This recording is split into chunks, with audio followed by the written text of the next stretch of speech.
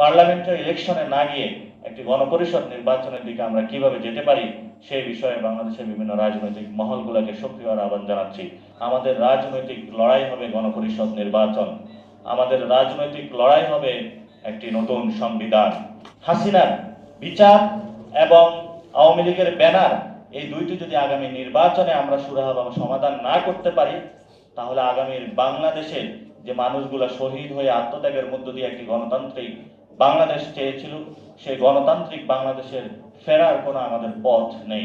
এই গণ অবস্থানের মধ্য দিয়ে এই ইলেকশনের পূর্বেই আওয়ামী লীগের নিবন্ধন আমাদেরকে বাতিলের দাবিতে রাজপথে ঐক্যবদ্ধভাবে লড়াইয়ে সামিল হতে হবে।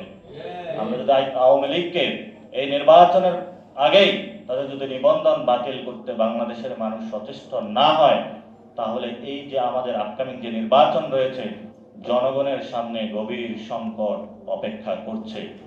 আমরা মনে করি বাংলাদেশকে একটি সিভিল ওয়ারের দিকে ঠেলে দেওয়া হয়েছে।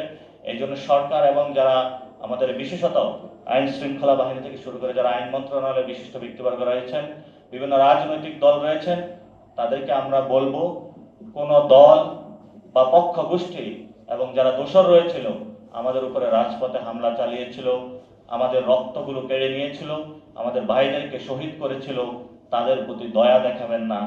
তারা সামাজিকভাবে তাদেরকে বয়কট করুন, পারিবারিকভাবে তাদেরকে বয়কট করুন, বিচারের দাবিতে ঐক্যবদ্ধ হন। বাংলাদেশের আওয়ামী লীগের একমাত্র সমাধান হলো তাদের বিচার প্রক্রিয়ার মধ্যে যেতে হবে।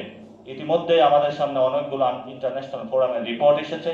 সেই রিপোর্টগুলো অনুযায়ী তাদেরকে দ্রুত বিচারের আওতায় আনতে হবে এবং আওয়ামী লীগ যে ব্যানারটি রয়েছে, খুনের দায়ে গণতান্ত্রিক প্রক্রিয়ায় তাদেরকে বাংলাদেশ সরকার যারা রয়েছেন তাদেরকে বলবো, দ্রুত গতিতে তাদের নিবন্ধন বাতিল করুন।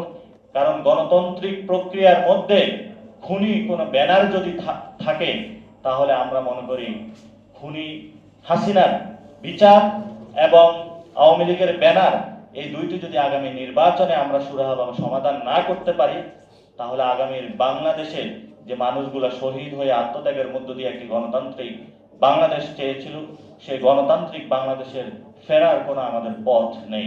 আগামীকালকে একটি প্রোগ্রাম রয়েছে, যে প্রোগ্রামের মধ্যে একটা ঐক্যমত কমিশন গঠন হয়েছে। যে ঐক্যমত কমিশন গঠনের মধ্য দিয়ে সংস্কারের যে প্রস্তাবনাগুলো আছে, সেগুলো নিয়ে বিভিন্ন রাজনৈতিক দলের সাথে সরকার মত বিভিন্ন সভায় করবে। আমরা সেই সভায় সকলকে আহ্বান জানাবো আজকে থেকেই, যে আপনারা আমাদের সামনে যে সুযোগ এসেছে বর্তমান সময়ে, সেই সুযোগটা জনগণের সামনে প্রতিশ্রুতিবদ্ধতার জায়গা থেকে কাজে লাগান এবং আওয়ামী লীগকে বিচারিক জায়গায় নিয়ে আসুন এবং নির্বাচন পার্লামেন্টারি ইলেকশনে না গিয়ে একটি গণপরিষদ নির্বাচনের দিকে আমরা কিভাবে যেতে পারি সেই বিষয়ে বাংলাদেশের বিভিন্ন রাজনৈতিক মহলগুলোকে সক্রিয় আহ্বান জানাচ্ছি।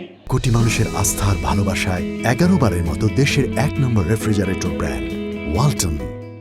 এই সংবিধানের মধ্য দিয়ে অনেকগুলা দল তারা সংস্কার প্রস্তাবনা নিয়ে আসতে চায় এবং তারা পার্লামেন্টে গিয়ে সংস্কার প্রস্তাবনাগুলো রেডি করতে চায়। আমরা তাদেরকে বলবো যে আপনি দলীয় কোনো কিছু বসামাজা করে সংস্কার করে এটাকে পরিবর্তন করলেন, পরবর্তী আরেকটি দল এসে এটাকে পরিবর্তনের সুযোগ থাকবে।